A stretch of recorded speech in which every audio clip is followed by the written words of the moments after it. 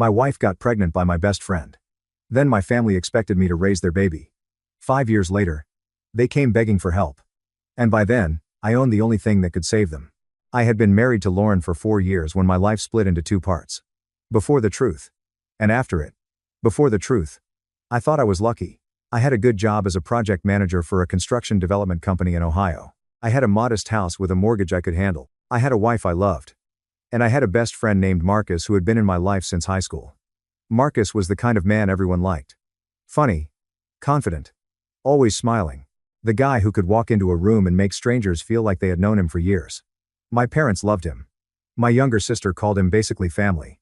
Lauren used to say he was harmless. That was the word she used. Harmless. Looking back, that word makes me laugh now. Not because it is funny. Because it was the first lie I chose to believe. Marcus came over often. Too often, maybe. But I never questioned it. He helped me fix the deck. He came to barbecues. He watched games at our house on Sundays. When I traveled for work, he would sometimes check in on Lauren. That was what he told me. That was what she told me.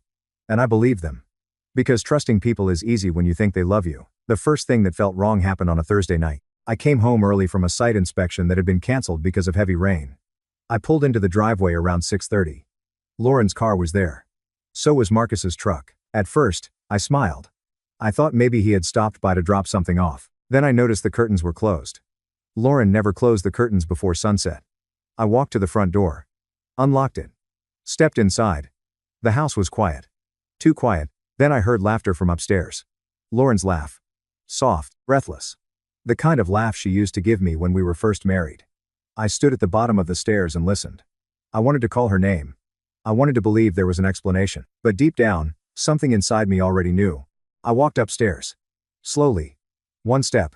Then another. When I reached the bedroom door, it was half open. I pushed it the rest of the way. Lauren was sitting on the edge of our bed. Marcus was standing in front of her, buttoning his shirt. For 3 seconds, nobody moved. Lauren's face went white. Marcus looked at me like he had just been caught stealing money from a cash register. I looked at him. Then I looked at my wife. Then I looked at the bed. Our bed. The bed I had paid for. The bed where I had held her when her father died. The bed where we had talked about having children. I did not yell. I did not hit him. I did not throw anything. I just asked one question. How long? Lauren started crying immediately. Marcus said, Ethan, man, listen. That was my name, Ethan. And hearing it from his mouth made my stomach turn. How long? I asked again. Lauren covered her face with both hands. Marcus looked at the floor. That told me everything. Finally, Lauren whispered, almost a year. Almost a year.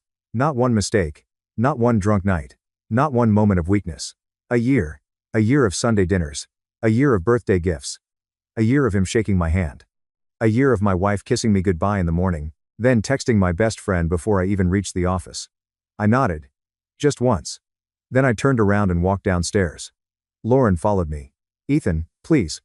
Please, let me explain. I grabbed my keys from the counter. Marcus came down behind her. Don't do anything stupid, he said. That was the first time I almost lost control. I turned around slowly. He took one step back. Smart man, get out of my house, I said. He swallowed. Ethan. Get out. He left. Lauren stood in the kitchen, crying. I looked at her and felt something inside me close. Not break. Close. Like a door. When were you going to tell me? I asked. She wiped her face. I wanted to. I just didn't know how. You had a year. She looked down. Then she said the sentence that finished whatever was left of our marriage. I'm pregnant. The kitchen went silent. I stared at her. She did not need to say the rest. But she did. It might be his. Might. That word. That cowardly little word. Might. I laughed once. Not because I was amused. Because my body did not know what else to do. You don't know? She shook her head. I'm sorry. I grabbed my jacket. Where are you going? She asked. To see my family. She panicked. No. Ethan. Wait. Please don't tell them like this. I looked back at her. Like this? My voice was calm. That scared her more than yelling would have. You mean truthfully? I drove to my parents' house in complete silence. My mother, Patricia, had always been close to Lauren. She called her the daughter she never had, even though she actually did have a daughter. My sister, Megan. My father, Robert, was a retired bank manager. Practical, cold when he wanted to be. The kind of man who cared more about how things looked than how things felt. When I pulled into their driveway, Marcus's truck was already there. Of course it was. I sat in my car for a moment. Hands on the steering wheel, breathing slowly. Then I went inside without knocking. They were all in the living room. My parents. My sister. Marcus. And Lauren. She had beaten me there. She was sitting beside my mother, crying into a tissue. Marcus was standing near the fireplace with his arms crossed. Like he belonged there. Like I was the outsider. My mother stood up. Ethan, honey, calm down. That was the first thing she said. Not, are you okay? Not, what happened? Calm down. I looked at Lauren. Then at Marcus. Then at my parents. You already know. My father sighed. Lauren told us there was a situation. A situation? My voice stayed even. My wife has been sleeping with my best friend for almost a year. And now she's pregnant. That's not a situation. That's a betrayal. Marcus looked annoyed. Not ashamed. Annoyed. Look. I know I messed up. He said. I stared at him. You messed up? He shrugged. It happened. We didn't plan it. I turned to Lauren. Did you tell them the baby might be his? Nobody spoke. My mother looked away. My sister Megan started crying. My father rubbed his forehead. Then he said, we need to think about the child now. There it was. The shift. Away from what they did. Toward what I was supposed to do. I looked at him. The child that may not be mine? My mother stepped forward. Ethan. Please. I know you're hurt. But babies are innocent. I didn't say the baby wasn't innocent. Then don't punish the baby. I stared at her. By what? Refusing to raise another man's child? She flinched. My father's jaw tightened. You and Lauren are married. Legally, that child will be yours unless proven otherwise. I laughed again. This time, there was no humor in it. So that's your advice? Let my wife cheat with my best friend and raise his baby as mine? My sister whispered, maybe a DNA test later. No, my father interrupted. A DNA test will only make things worse. I looked at him. That sentence told me exactly where everyone stood. Marcus finally spoke. Ethan, I'm sorry, but I'm not ready to be a father. You've got the house, the steady job. You and Lauren were already trying anyway. The room went still. Even Lauren looked shocked that he had said it out loud. I stepped toward him. He backed up again. You want me to raise your baby? He swallowed. I'm saying the kid needs stability. My mother started crying. Ethan, maybe this is God's way of giving you the child you wanted. That was the moment. That was the exact moment I stopped being their son. Not legally. Not biologically. But emotionally, something ancient and final cut loose inside me. I looked at my mother. Then my father. Then my sister. Then my wife. Then the man I once called my brother in everything but blood. And I understood. They were not confused. They were not shocked. They were negotiating. They were trying to turn my pain into a solution for their problem. I nodded. Just once. You all want me to be the bigger man. My father exhaled, relieved. Yes. Exactly. I looked at Marcus. You want my wife. Then Lauren. You want my name on the birth certificate. Then my parents. And you want the family reputation protected. Nobody answered. They did not have to. I smiled. A small smile, cold. Okay. Lauren looked hopeful. My mother whispered, thank God. I turned toward the door. Ethan? Lauren called. I stopped. I said okay. I told them. Not that I forgive you. Then I left. That night, I did not sleep. Lauren came home around midnight. She found me at the kitchen table with my laptop open. She stood in the doorway. Can we talk? No. She looked down at the papers beside me. What are those? Bank records. Her face changed.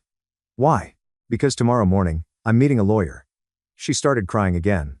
You said okay. I said okay because I understood. Understood what? That none of you deserve another word from me. Over the next 72 hours, I became a different man. Not louder. Not angrier. Sharper.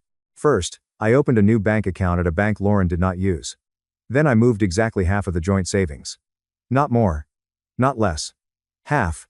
Clean. Legal. Then I printed every mortgage statement, every credit card bill, every tax return. I copied Lauren's messages with Marcus from her tablet. A year of proof. Hotel receipts. Photos. Late night texts. The worst one was from Marcus.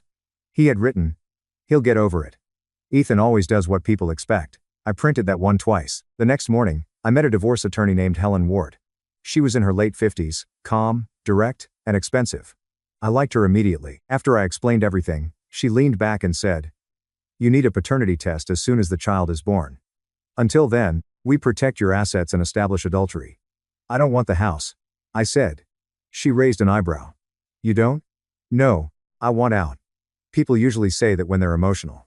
I'm not emotional. She studied me for a long moment. Then she nodded. No, I can see that. By the third day, Lauren knew I was serious. She found me packing my clothes into 2 suitcases. Where are you going? A hotel. For how long? Until the divorce is filed. She grabbed my arm. I looked down at her hand. She let go. Ethan, please. I made a mistake. A mistake is forgetting to pay a bill. You built a second relationship inside our marriage. She sobbed. I was lonely. That sentence almost made me laugh. Lonely, while living in my house. Eating food I bought. Sleeping beside me. Planning a future with me. You should have stayed lonely, I said. Her face crumpled. I zipped my suitcase. She whispered, what about the baby? I looked at her stomach. Then at her face. That question belongs to you and Marcus. I stayed at a hotel for 2 weeks. During that time, my phone became useless. My mother called 23 times. My father called 7. Megan sent long messages about family, forgiveness, and how anger would poison me. Marcus sent one text. Don't ruin everyone's life because your pride is hurt. I screenshotted it. Then blocked him. Lauren begged. Then blamed. Then begged again. I answered none of it. The divorce moved faster than anyone expected because I gave Lauren the house. People thought that was weakness. It wasn't. The house had become a graveyard. Every room had memories in it. Every wall had been touched by lies. I did not want it. I wanted liquidity. Freedom. Distance. When the paternity test came back months later, Helen called me herself. The child is not yours. I closed my eyes. Not because I was surprised. Because finally, the last chain snapped. The baby was Marcus's. A boy. They named him Noah. My mother sent me one message from a new number. He is still innocent. You are still his uncle in our hearts. I replied with 3 words. No, I'm not. Then I changed my number. I left Ohio 2 weeks later. No goodbye. No forwarding address. No final speech. Just gone. I moved to North Carolina. Raleigh first. Then Charlotte.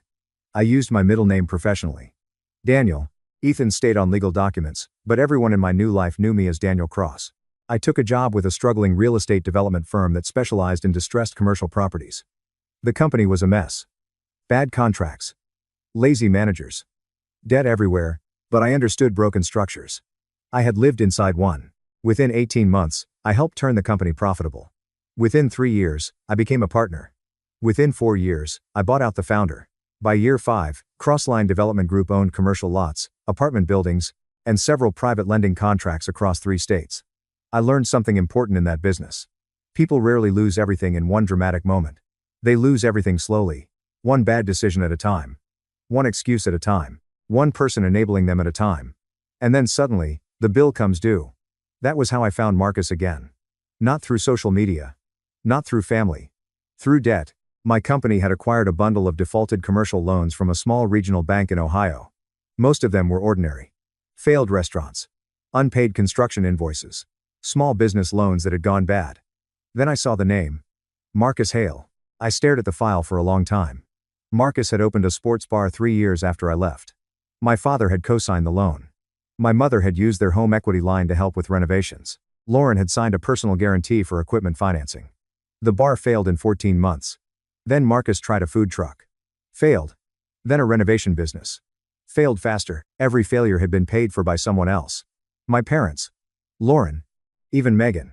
All of them had poured money into Marcus because he was Noah's father now. Because he was family. Because admitting he was selfish would mean admitting they had destroyed me for nothing. By the time the loan package reached my desk, Marcus owed more than $300,000. My parents' house was tied to part of it. Lauren's wages were being garnished. Megan had taken out a personal loan she could barely pay. And nobody knew I owned the debt. Not personally, of course. Through Crossline Recovery. A subsidiary. Clean. Legal.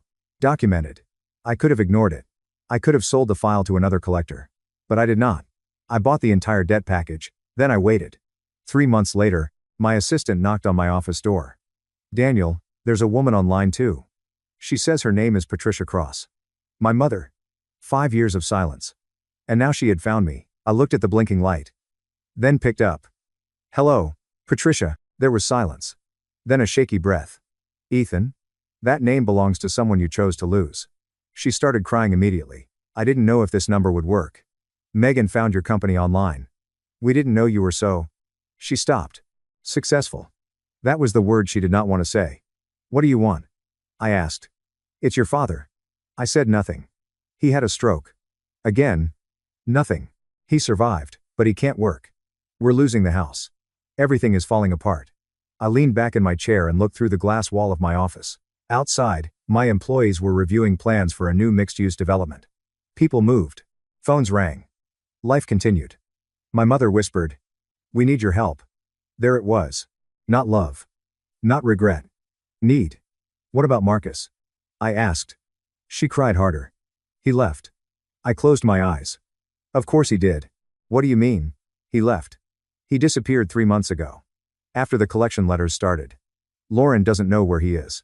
Noah keeps asking for him. I felt nothing at the name Noah. Not anger. Not affection. Nothing. And Lauren? She's struggling. She works 2 jobs. And Megan? She's drowning too. Ethan, please. I know we made mistakes. Mistakes. They always used small words for large sins. I'm coming to Ohio next week for business, I said. My mother gasped. You are? Yes. Can we see you? I paused. Then said, I'll come by Saturday. Thank you. Thank you, Ethan. I'm not coming to save you. Silence. Then softly. Just come. Saturday afternoon, I drove past the town I had once called home. It looked smaller. Older. The grocery store where Lauren and I used to shop had a new sign. The diner where Marcus and I used to eat after football games was closed. My parents' neighborhood looked tired. Their house looked worse. Paint peeling. Grass overgrown. One shutter hanging crooked. I parked my black SUV in the driveway. The same driveway where Marcus had parked his truck the night my family chose him over me. My father opened the door. He looked 10 years older. One side of his face drooped slightly from the stroke. He held a cane in his right hand. For a second, I saw the man who taught me to ride a bike. Then I remembered the man who told me to raise Marcus's child. Ethan, he said. I stepped inside. My mother cried when she saw me. She reached for me. I stepped back. Her hands fell. Megan was in the living room, thinner than I remembered, with dark circles under her eyes. Lauren was there too. Of course she was. She stood near the kitchen doorway. Older. Tired. Still beautiful in a way that no longer touched me. Beside her stood a little boy with dark hair and Marcus's eyes. Noah.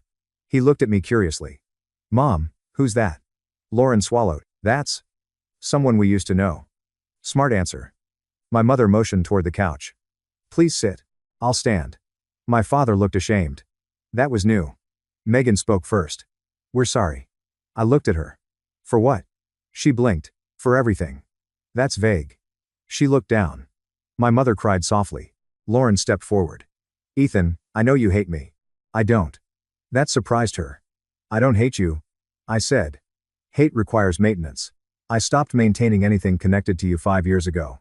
She flinched. My father gripped his cane. We handled it badly. I looked at him. You tried to make me raise my best friend's baby. His face tightened. Yes. The room went silent. It was the first honest thing he had said. My mother whispered. We thought we were protecting everyone. No. I said. You were protecting yourselves from shame. She covered her mouth. I set a leather folder on the coffee table. Everyone looked at it. My father's eyes narrowed. What is that? The reason I came. I opened the folder and removed the first document. Loan assignment. Then the second. Default notice.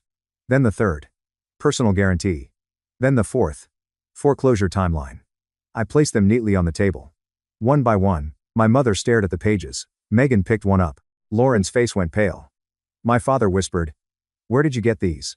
I looked at him. I own them. Nobody moved. Finally, Lauren said. What does that mean? It means the debt from Marcus's failed businesses was acquired by one of my companies. Your guarantees, your liens, your repayment schedules, all of it. My mother sat down hard. No. Yes. Megan's voice shook. You bought our debt? I bought a package of distress loans. Your names happen to be in it. My father stared at me. You expect us to believe that? I don't care what you believe. Lauren looked sick. So you can take the house? I can enforce the lien attached to the loan your husband signed. He wasn't my husband. No. He was just the man you destroyed your marriage for. Noah looked confused. Lauren pulled him closer. My mother started sobbing. Please don't do this in front of the child. I looked at her. Interesting. You didn't mind using a child as a weapon when you wanted me to raise him. She had no answer. My father lowered himself into a chair. What do you want? I smiled faintly. There it was again. The negotiation. Always the negotiation. What makes you think I want anything? Because you came here. I came here because 5 years ago, all of you told me consequences did not matter. I wanted to see if you still believed that. Megan cried quietly. I was wrong. I looked at her. You were cruel. She nodded. I know. That was also new. Lauren stepped forward. Ethan, I am sorry. Truly. Marcus left me too. He left Noah. He left all of us. I looked at her for a long moment. And that surprised you? Her eyes filled with tears. I thought he loved me. No.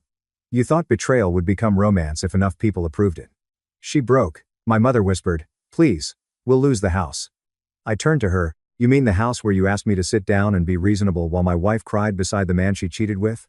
She sobbed harder. My father said, I was wrong. I looked at him. He swallowed. I was ashamed. I didn't want people to know. I thought if we kept the baby inside the family, somehow it would all settle down. The baby was never inside my family. Noah looked up at Lauren. Mom? Lauren knelt beside him. Go play in the kitchen, honey. He hesitated. Then left. When he was gone, I looked back at them. I want to make something very clear. I am not here to punish that boy. He did nothing wrong.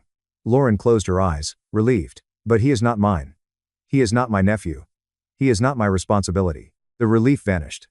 I will not pay for him. I will not save him from Marcus's choices. I will not rewrite reality to make you feel better. My mother whispered, then why come? I picked up the foreclosure notice. Because I am giving you one legal option. My father looked up. What option? You have 30 days to sell the house voluntarily before my company begins foreclosure. My mother gasped. No. Please, if you sell voluntarily, you may keep whatever equity remains after repayment. If you force foreclosure, fees increase, the timeline tightens, and you walk away with less. Megan shook her head. That's not help. No. It's mercy. Lauren looked at me like she did not recognize me. Maybe she finally didn't. Good. My father's voice broke. You're really going to do this to your parents? I leaned forward. No. I am going to enforce documents you signed to fund the man you chose over your son. He closed his eyes. You were my son too. I stood still. For the first time that day, something sharp moved in my chest. Not grief. Not love. Memory. I said. The room went quiet. I was your son when I walked into this house destroyed. I was your son when I told you my wife had been sleeping with my best friend. I was your son when you looked me in the eye and told me to raise his baby. My mother cried into her hands. I was your son when I left. And none of you followed me. Nobody spoke. I closed the folder. So don't ask me to come back now because the man you protected ran away. Lauren whispered. I don't know how to fix this. I looked at her. You don't fix this. You live with it. Megan stood up. Ethan, please.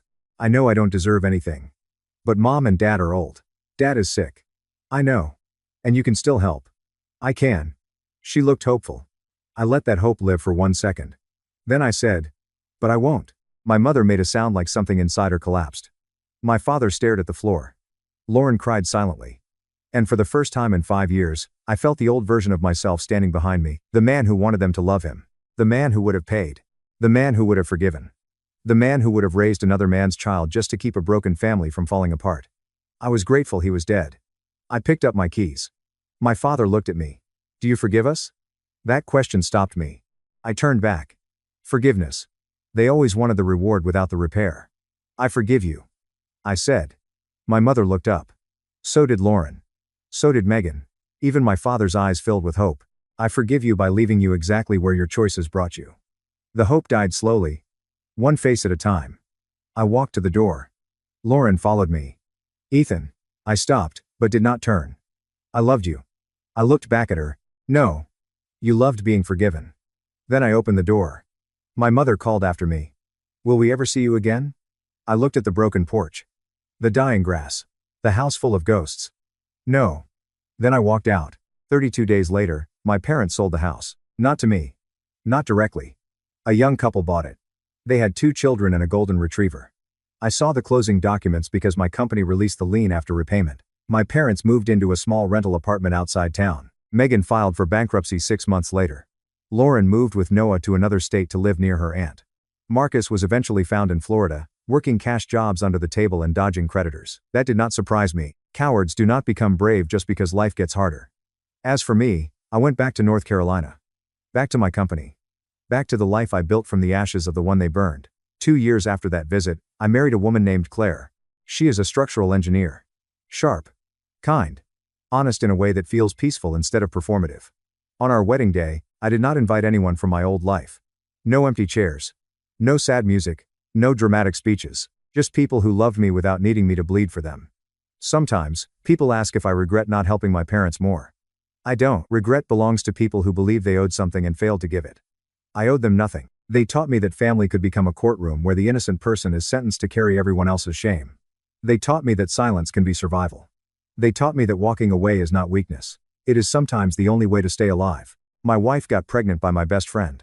My family expected me to raise their baby. 5 years later, they came begging for help. And I gave them the only thing they had ever given me. Consequences. Not revenge. Not cruelty. Consequences. And finally, peace.